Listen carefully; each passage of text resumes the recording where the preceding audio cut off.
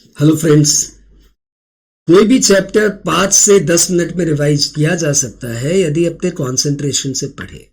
इसी के डेमोन्स्ट्रेशन में हम income from other sources chapter उठाए हैं और इसमें हमने गिफ्ट को कवर नहीं किया है। टॉपिक को आप कई सारे सेगमेंट्स में डिवाइड करिए। पहला इंट्रो, दूसरा फैमिली पेंशन, तीसरा कंपोजिट रेंट, चौथा कैजुअल इनकम, पांचवा डिविडेंड और उसके बाद miscellaneous like letting out of plant machinery furniture etcetera. सबसे पहले अपने स्टार्ट करते हैं इंट्रो से। Income from other sources section 56 से 59 तक है और इस हेडर को हम लोग खुदा सेक्शन कहते हैं, खुदा हेडर कहते हैं कि जिसका कोई नहीं उसका तो इनकम फ्रॉम अदर सोर्सेज है यारो। तो इनकम फ्रॉम अदर सोर्सेज में जो इनकम पिछले 4 हेड में नहीं आती वो यहां आती है। कुछ खास एग्जाम्पल्स है इसके, जैसे interest income, dividend income, casual income like lottery, betting, gambling, family pension income, rent from land, copy evaluation करने की fees, director fees et cetera et cetera. We start with a sub topic family pension. Employ के death के बाद यदि employ की family को pension मिलती है तो that is taxable as income from other sources और इस फैमिली पेंशन से एक स्टैंडर्ड डिडक्शन आपको मिलता है at the rate 1/3 of the pension of 15,000 which ever is lower. अगला इसमें टॉपिक आता है कंपोजिट रेंट। यदि कोई प्रॉपर्टी आप भाड़े पे देते हो उसके साथ प्लांट मशीनरी फर्नीचर भी लेट आउट की हुई है और रेंट स्प्लिट नहीं किया हुआ, रेंट कंपोज्ड है, यानी कंपोज्ड ऑफ ऑल फैक्टर्स एक रेंट है, तो ऐसे में इस इनकम को हम लोग इनकम फ्रॉम अदर सोर्सेज में ले आते हैं।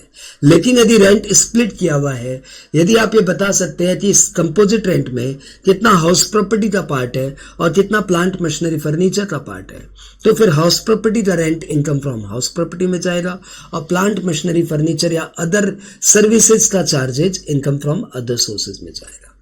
पेइंग एक्स्ट्रा जो चार्जेस हम लोग लेते हैं that is normally we charge under the head income from other sources. अगला टॉपिक आता है इसमें casual income. Casual income includes lottery, betting, gambling, team 11, कौन बनेगा करोड़पति जैसे टीवी गेम शोज।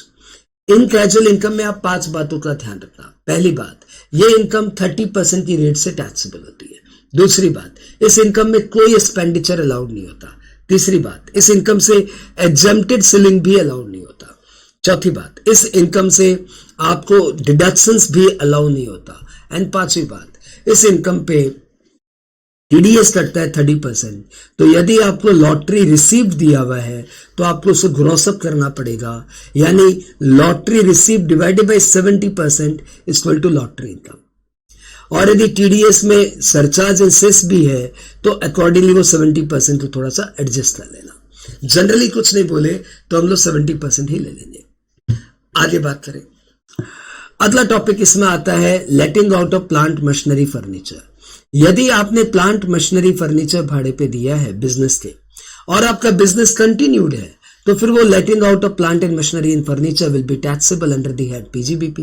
लेकिन यदि letting out of plant and machinery furniture हुआ है after closure of business then it will be taxable under the head income from other sources. अगला topic उठाता हूं डिविडेंड। सेक्शन 222 में डिविडेंड की डेफिनेशन दी हुई है। 5 पॉइंट की डेफिनेशन है। पहला point, dividend any distribution of asset, any release of asset by the company among its shareholder to the extent of accumulated profit shall be treated as dividend.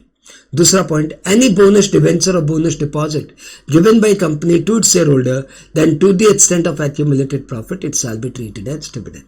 तीसरा, any release of asset on liquidation of company, any release of asset on liquidation of company by the company among equity shareholder to the extent of accumulated profit shall be treated as dividend. Any reduction of equity capital causing release of asset to the extent of accumulated profit, it shall be treated as dividend. And last and most important, any loan given by a closely held company to its specified member having 10% or more voting power to the extent of accumulated profit shall be treated as dividend. Dividend का tax treatment ये है कि चाहे Indian company का dividend हो या foreign company का dividend, दोनों ही डिविडेंड रेसिपिएंट यानी कि शेयर होल्डर के हाथ में टैक्सेबल होंगे।